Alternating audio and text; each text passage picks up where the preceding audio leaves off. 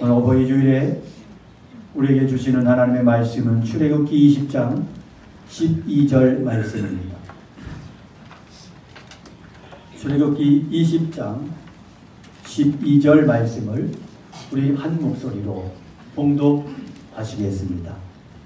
네 부모를 공경하라. 그리하면 네 하나님 여호와가 네게 준 땅에서 네 생명이 되리라. 아멘. 어버이 주일 이 시간에 말씀을 전하려고 하니까 왠지 마음도 많이 무겁습니다. 우리가 아는 대로 하나님께서 10가지 계명을 우리에게 주셨는데 그 중에 5번째 계명이 부모를 공경하라는 계명입니다. 왜 자식을 사랑하라는 계명은 없고 부모를 공경하라는 계명만 있을까? 자식은 계명 안 줘도 사랑합니다. 그런데 부모는 계명을 주고 지키라 해도 그렇게 못 살아내는 우리들입니다. 우리가 아는 것처럼 오늘 계명은 인간이 지켜야 하는 첫 번째 계명입니다. 왜 부모 공경 이 계명을 가장 첫 번째로 주셨을까?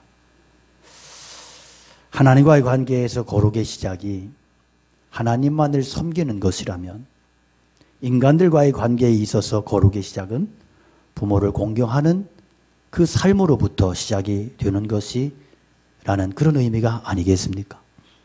하나님 사랑하지 못함으로 우리의 모든 것들이 하나님의 뜻을 벗어나 엉망이 되는 것처럼 부모를 사랑하지 못하는 사람들이 하는 모든 일들이 세상 속에서 결코 잘 될 수 없다는 말입니다. 그런데 하나님과 인간 사이에 다른 점이 있다면 가족과 부모가 모두 자격이 있어서 그래서 공경하고 존중받는 게 아니라는 이야기입니다. 일본의 감독 겸 배우인 이 기타노 타케시라고 하는 분이 그런 얘기를 했어요. 가족이란 누가 보지 않으면 내다 버리고 싶은 존재다. 참 불경스러운 이야기 같은데 공감이 확 되지 않습니까? 정말 누가 안 보면 확 내다버리고 싶은 이럴 때 아멘 할 수 있어요. 가만히 생각해 보면 참 평생을 함께 살다 보니까 그런 얘기 많이 하잖아요. 남편이 아니라 왼수다. 가족이 아니라 왼수다. 그런 생각이 문득 들 때가 있죠. 참 힘든 것은 가족이 아니면 무시하면 되고 상대 안 하면 되고 그냥 잠시 참으면 되는데 이 가족은 앉아나 서나 눈을 뜨나 감으나 늘 옆에서 존재한단 말이에요. 늘 함께 해야 되고 관심을 가질 수밖에 없고 벗어날 수가 없고 그런 존재라는 거예요. 그래서 옛 어른들이 이런 말을 했던 것 같아요. 전생의 원수가 이생에서 가족으로 만난다. 그만큼 가족이 함께 사랑하면서 좋은 관계로 살아간다고 하는 것은 어렵다는 말이겠죠. 오늘 우리가 이 5번째 계명을 심각하게 다뤄야 되는 이유가 있어요. 그것은 하나님께서 우리들에게 선물로 주신 것 가운데 가장 중요한 것이 가족인데 오늘날 이 가족이 심각하게 깨지고 해체되고 있다는 거예요. 특히 우리가 살고 있는 이 대한민국에서 일어나는 심각한 현상 중에 하나가 존속 살해입니다.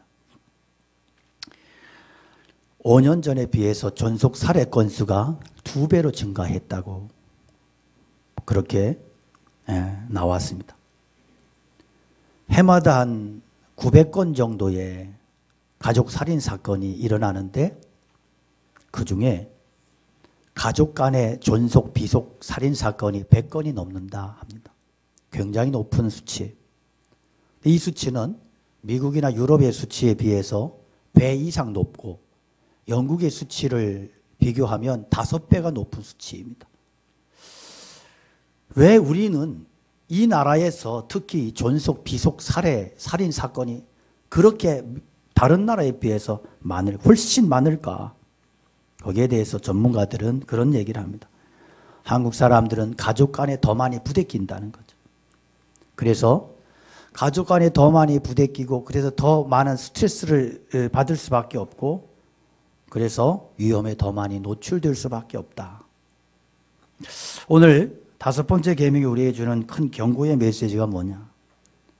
자, 오늘날 우리의 부모들이 정말 공경의 대상이 아니라 스트레스와 미움의 짜증의 무관심의 대상이라는 거예요. 하나님께서 이 계명을 첫 번째로 주셨다. 그 약속까지 얹어주셨다. 이것은 그만큼 힘든 일이다, 어려운 일이다 라고 하는 반증이기 때문일 것입니다. 내 부모를 공경해라. 성경 여러 군데서 사랑하라는 말을 합니다. 하나님을 사랑하고 이웃을 사랑하고 형제를 사랑하고 원수를 사랑하고 그런데 어디에도 부모를 사랑해라 없어요. 부모는 사랑의 대상이 아니라 공경의 경외의 대상이라는 거예요. 경외라는 말이 구약에 여러 번 기록이 되고 있어요. 그런데 이 경외라고 하는 단어는 항상 하나님께만 해당되는 하나님께만 이렇게 관련되는 단어입니다. 그런데 딱 한 가지 예외가 있는데 바로 부모예요. 레위기 19장 3절에 너희 각 사람은 부모를 경외하라 그랬어요. 자, 부모가 하나님과 동격으로 경외의 대상이 된다. 놀라운 이야기. 왜 부모를 경외해야 할 대상, 부모가 경외해야 될 대상일까? 이유는 부모는 바로 나에게 생명을 주셨기 때문에.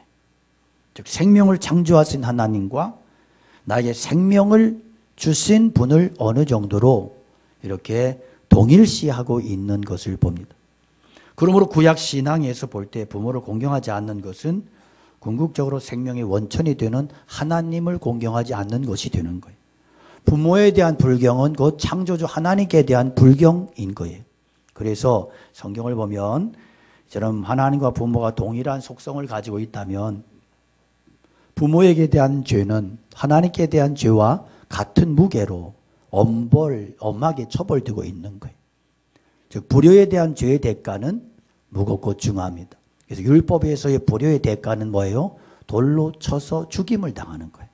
출애기 21장이나 또 신명기 21장에서도 부모를 거역한 자식, 패역한 자식은 돌로 쳐서 죽이는 투석 사형에 처하도록 명시되어 있어요. 그렇게 함으로써 온 이스라엘이 이것을 듣고 두려워하며 부모를 공경하도록 한 것입니다. 물론 이와 같은 규정이 실제로 적용된 경우는 아주 드물어질 거예요. 어느 부모가 자식이 잘못했다고 돌에 죽임을 당하는 자리에 내어줄 수 있을까? 분명한 것은 성경은 부모에게 순종하지 아니하고 반항하는 것이 얼마나 무서운 죄인가를 분명하게 명시하고 말씀하고 있다는 거예요. 자, 그런데 저는 오늘 이 말씀을 조금 더 깊이 우리가 이해해야 된다고 생각을 합니다. 누구든 언제까지 자식으로만 머물러 있는 사람도 없고 언제나 부모로만 사는 사람도 없어요. 그 자식이 부모가 되고 또 그 부모도 누구의 자식이었기 때문이죠. 그래서 이 5번째 계명은 자식들에게만 주는 계명이 아니라 동시에 부모를 향한 말씀이 되기도 하는 거예요. 저 공경받을 수 있는 부모로서의 책임까지를 말씀하시는 거예요. 자녀들에게 물질적으로 풍족하게 그리고 좋은 환경 물려주었다고 부모의 책임을 다하는 게 결코 아니라는 거예요. 중요한 것은 자식들에게 공경받을 만한 부모의 자격을 갖추라는 것입니다. 그런 부모가 되는 것입니다. 부모의 가장 중요한 책임은 신앙의 유산을 물려주는 부모가 되는 거예요.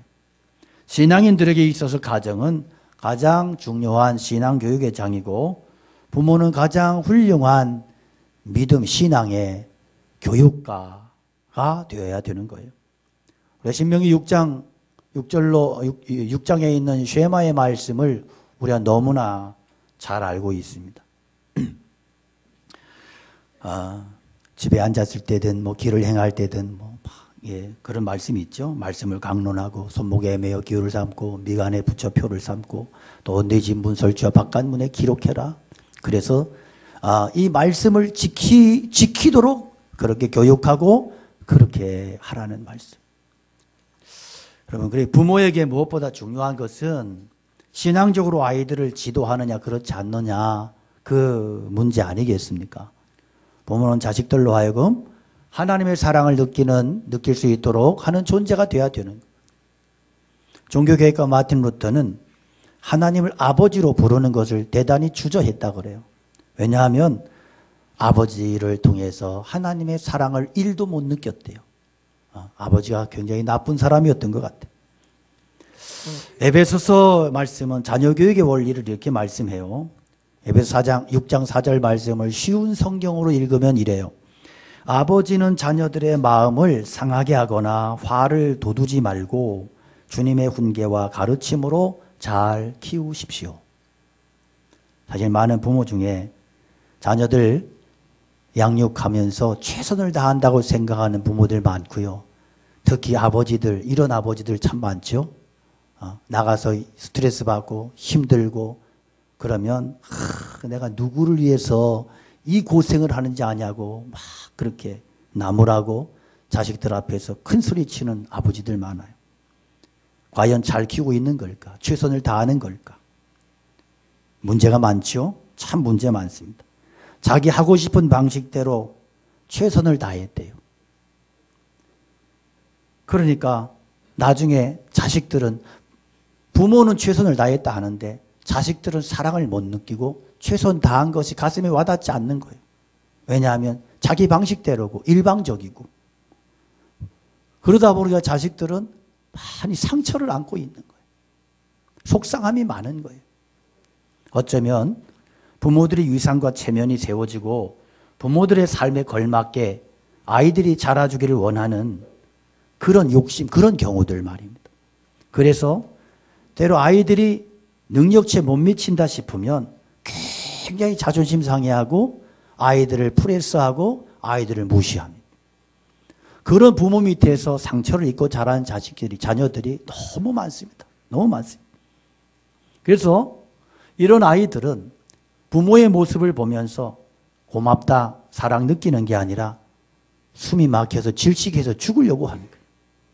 어쩌면 이런 부모들의 모습들 때문에 아름답게 창조된 하나님의 본성이 저들 안에서 사정없이 파괴되고 무너지고 있어요. 그래서 성경이 뭐라 그래요? 주의 교훈과 가르침으로, 주의 훈계와 가르침으로 아이들을 양육해라. 너의 기분과 너의 자존심과 너의 철학과 네 생각대로가 아니에요. 그건 실패하는 거예요. 그것은 자녀 교육에서 빵점짜리. 기준이 뭐냐? 주의 훈계와 가르침으로. 그래서 자녀들을 그렇게 주님의 훈계로 가르침으로 사랑하며 품고 훈계하며 양육할 때 자신의 감정이 아니라 하나님의 말씀에 비추어서 자녀들을 양육할 때 그 자녀들이 결국 부모를 공경하는 그러한 인격적인 신앙적인 자녀들로 잘 자라게 될 것이라는 말씀이에요. 저는 어릴 때 매우 엄하고 늘 일방적인 아버지 그리고 많은 형제들 틈바구니에서 경쟁하듯이 컸습니다. 어릴 때 제 기억 속의 가정은 그리 행복하지 않았습니다. 늘 아버지는 무섭고 아버지 앞에 있는 것이 두려웠습니다. 왜냐하면 아버지는 아버지 눈에 보이면 항상 명령을 하시고 야단을 치시고 훈계하시고 꾸짖으셨기 때문에 늘 아버지 피해 다녔어요. 아버지는 항상 엄하고 무서운 존재셨어요. 그런데 저희 아버님은 스스로는 나는 세상에서 가장 아버지 노릇 잘하는 아버지라고 그렇게 생각을 하시는 거예요. 자식들에게는 항상 복종을 강조하고 그리고 나름대로 신앙도 있으시고 성경 말씀을 아시니까 본인에게는 그 말씀을 적용하지 않고 늘 자식들에게 적용을 시켜요. 부모를 공경해야 된다. 부모 공경 안 하면 독수리가 네 눈을 파먹는다겠다. 이렇게 겁을 많이 줬습니다. 인격적인 대화가 불가능한 존재셨어요. 그런 아버지의 모습이 저의 삶을 많이 힘들게 했습니다. 물론 성장하면서 제가 신앙 안에서 치유를 경험하고 또 많이 강건해지고 회복을 경험하고 지금은 그런 아버지를 제가 나름 잘 이해하지만 성장 과정에서의 아버지는 너무나 저에게 스트레스, 부담스럽고 힘든 존재셨습니다. 그래서 저는 그런 아버지의 모습을 보면서 늘 힘들었고 나는 절대 저런 아버지가 안 되겠다고 결심을 많이 했어요. 생각을 했어요. 근데 세월이 흘러서 결혼을 하고 아이들을 낳고 기르면서 어느 날 제가 두 아이의 아버지로 자라가는 제 모습을 보다가 참 많이 충격을 받았어요. 제 모습이 그렇게 저를 힘들게 했던 아버지의 모습으로 제가 자식들을 대하고 있더란 말이에요. 쉽게 분노하고 화내고 아이들이 잘못하면 사정없이 야단치고 그 모습은 제가 그렇게 싫어하던 힘들어했던 아버지의 모습이었어요. 제가 치유 공부하면서 치유를 경험하면서 참 많이 울었어요. 참 많이 회개했어요. 그때 제가 정말 그 시인과 촌장이 불렀던 가시나무라는 노래가 있어요. 이 시인과 촌장 하덕규 저 이름이 같은데 이 사람 지금 목사님이 됐고요. 이분이 이 곡을 쓸 때 교회 뒷좌석에서 눈물 콧물 흘리면서 그렇게 가사를 쓴 거예요. 그래서 이 가시나무라는 노래는 사실은 배경이 CCM이죠. 신앙이 깔려있는. 이 가시나무라는 노래 가사가 저더라고요. 그래서 그 노래를 참 많이 불렀었는데 내 속에 내가 너무도 많아 당신의 쉴 곳 없네 내 속에 헛된 바램들로 당신의 편할 곳 없네 내 속에 내가 어쩔 수 없는 어둠 당신의 쉴 자리를 뺏고 내 속엔 내가 이길 수 없는 슬픔 무성한 가시나무 숲 같네 바람만 불면 그 메마른 가지 서로 부대끼며 울어대고 쉴 곳을 찾아 지쳐 날아온 어린 새들도 가시에 찔려 날아가고 바람만 불면 외롭고 또 괴로워 슬픈 노래를 부르던 날이 많았는데 내 속엔 내가 너무도 많아서 당신의 쉴 곳 없네. 제가 이 노래를 부르면서 가사를 묵상하면서 제가 가시나무더라고요. 아내를 향해서 늘 가시로 찌르고 자식들이 쉬고 싶다고 달려들고 자식들이 쉬고 싶다고 울음소리를 내면 그거 받아주지 못하고 아이들을 꾸짖고 야단하고 그러면 안 된다고 책망하고 그래서 정작 내 스스로가 외로워지고 다 날아가 버린 그런 제 모습을 보면서 아이들 앞에서 제가 무릎 꿇고 미안하다. 부족한 아빠를 용서해 달라고 빌기도 하고 그렇게 회개도 했습니다. 여전히 지금도 자식들 앞에 부족한 아버지입니다. 아직도 제 안에는 그 싫어하던 아버지의 모습이 여전히 제 안에 있습니다. 그래서 늘 하나님 아버지의 긍휼을 구할 수밖에 없고 그 은혜를 구하면서 기도하면서 그렇게 살아갈 수밖에 없는 연약한 아버지이고 또 자식입니다. 여러분 자녀들에게 어떤 부모님이 되고 싶으세요? 성경은 예수님의 훈계와 가르침 속에서 인격적으로 잘 키워내라고 우리에게 권면하고 있어요. 그럴 때 그 자식이 부모를 공경하게 되는 선순환의 역사가 계승이 되고 유지가 되고 지속된다는 것입니다. 특별히 우리 아버지들 너무 자신들이 옳다고 생각하지 마십시오.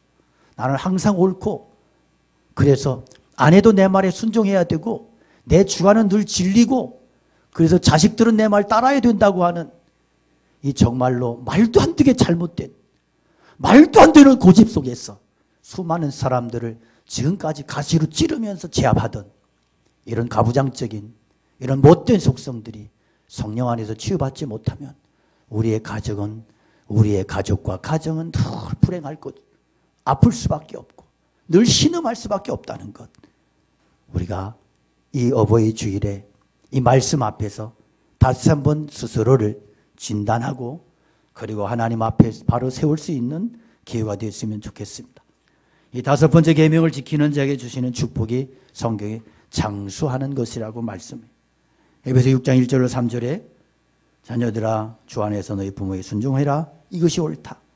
내 부모를 공경하라. 약속 있는 첫 계명이니 이로써 네가 잘되고 땅에서 장수할 것이다.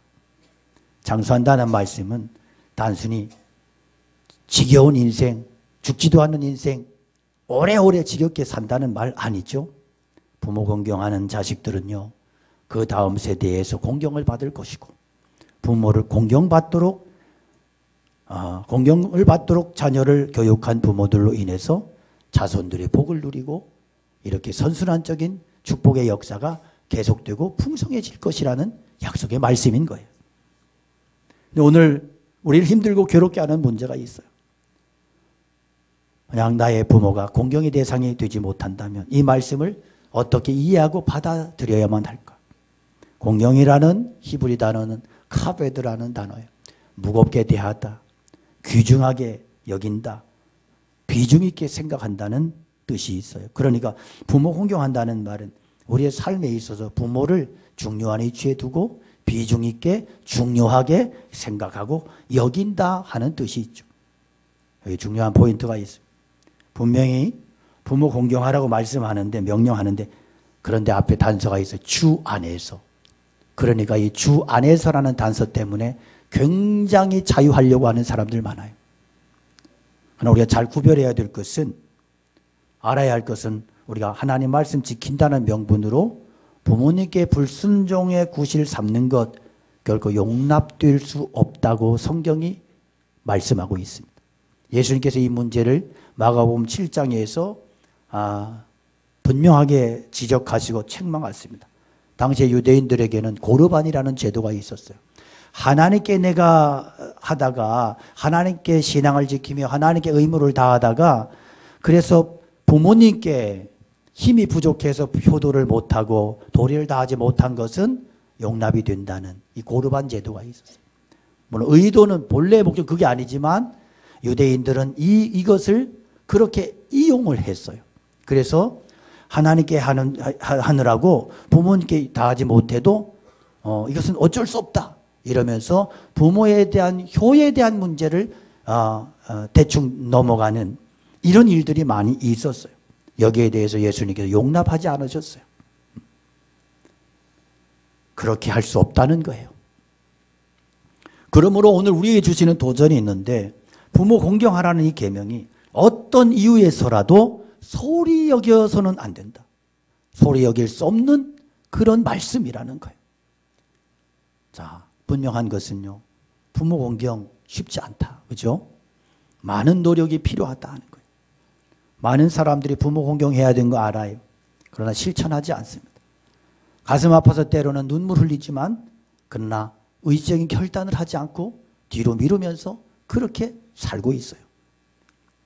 여러분, 분명한 사실은 오늘 우리가 부모를 공경하라는 이 말씀이 감성적인 차원에서만 끝이 난다면 아무 유익이 없어요. 부모 공경은 저와 여러분의 삶을 통해서 드러나야 되는 엄중한 하나님의 명령이라는 거예요. 예수님의 손과 발에 새겨진 그 못자국과 허리에 장자국은 바로 우리를 향한 사랑의 흔적이에요. 여러분, 우리의 부모님을 위해 흘린 피와 땀의 흔적이 있을 때 바로 그것이 우리의 삶의 축복으로 연결이 된다는 말씀이에요. 놀라운 것은 이 축복이 자손들에게 연결이 된다는 겁니다. 즉 우리들의 삶의 공경과 순종의 흔적은 부모를 향한 도리를 다하는 것일 뿐 아니라 당신의 자녀들이 바로 그 흔적을 보면서 가슴에 새기게 되고 따라서 살게 되는 축복이 임하는 거역할 수 없는 원리라는 뜻이죠. 결국 부모를 공경하라는 말씀의 축복이 땅에서 잘되고 장수하리라고 하는 것은 부모와 자식 그리고 모든 세대 간을 연결시켜주는 아주 중요한 계명이라는 것입니다. 부모가 있으므로 내가 있고 내가 있으므로 내 자녀들이 있는 거예요. 이 세대 간의 관계가 아름답게 연결될 때 땅에서 장수하고 잘되는 축복이 임하는 것입니다. 부모이기에 공경하고 부모이기에 희생하고 섬기고 중히 여김으로 인해서 우리의 인생 가운데 하나님의 축복이 끊어지지 않는다는 거예요. 그러므로 여기서 장수의 축복이라고 하는 것은 개인적인 차원의 문제가 아니라 우리의 가문이, 커뮤니티, 공동체, 가족이 함께 잘 되는, 계속해서 연결되는 계승의 축복이라고 하는 말씀인 거예요.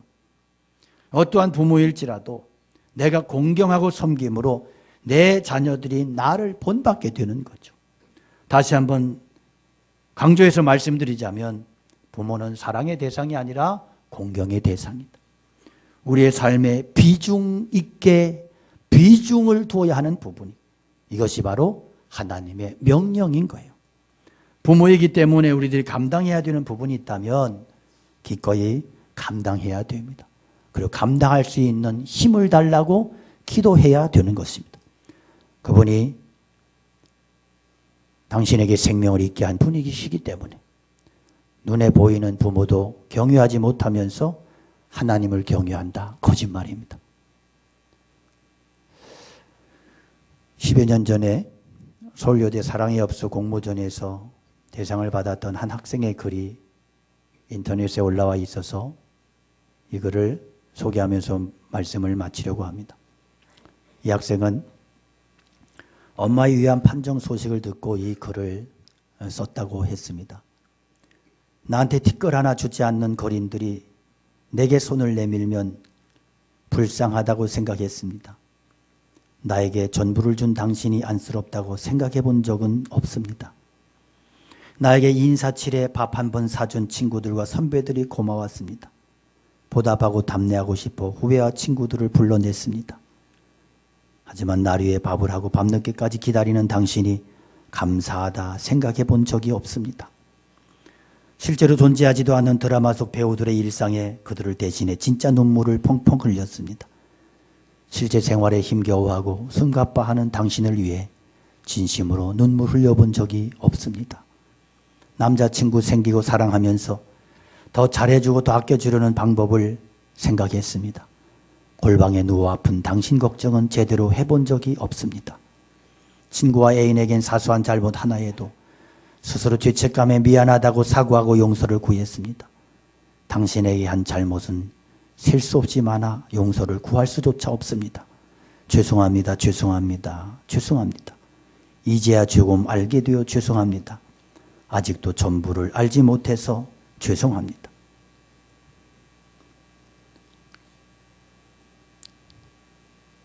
더 많이 알려진 엄마는 그래도 되는 줄 알았습니다. 읽고 마치겠습니다. 엄마는 그래도 되는 줄 알았습니다. 하루 종일 밭에서 죽어라 힘들게 일해도 엄마는 그래도 되는 줄 알았습니다. 찬밥 한 덩이로 대충 부뚜막에 앉아 점심을 때워도 엄마는 그래도 되는 줄 알았습니다. 한겨울 냇물에서 맨손으로 빨래를 방망이질해도 엄마는 그래도 되는 줄 알았습니다. 배부르다 생각 없다 식구들 다 먹이고 굶어도 엄마는 그래도 되는 줄 알았습니다. 발 뒤꿈치 다해져 이불이 소리를 내도 엄마는 그래도 되는 줄 알았습니다. 손톱에 깎을 수조차 없이 닳고 문드러져도 엄마는 그래도 되는 줄 알았습니다. 아버지가 화내고 자식들이 속썩여도 전혀 끄떡없는 엄마는 그래도 되는 줄 알았습니다. 외할머니 보고 싶다 외할머니 보고 싶다 그것이 그냥 넋두리인 줄만 한밤중 자다 깨어 방구석에서 한없이 소리 죽여 우시던 엄마를 본 후로는 아, 엄마는 그러면 안 되는 것이었습니다. 사랑하는 우리 성도님들, 우리 모두에게 성경이 약속하신 축복, 그 은혜가 임하길 원합니다. 한 사람도 자식들에게 경홀히 여김받는 부모가 없기를 바라고, 한 사람도 부모님을 경히 여기는 사람들이 없기를 원합니다. 그래서 우리의 삶을 통해서 하나님의 축복이, 하나님의 은혜가 날마다 더해지고 풍성해지는 은혜가 있기를 주의 이름으로 축원합니다. 우리 함께 어머니의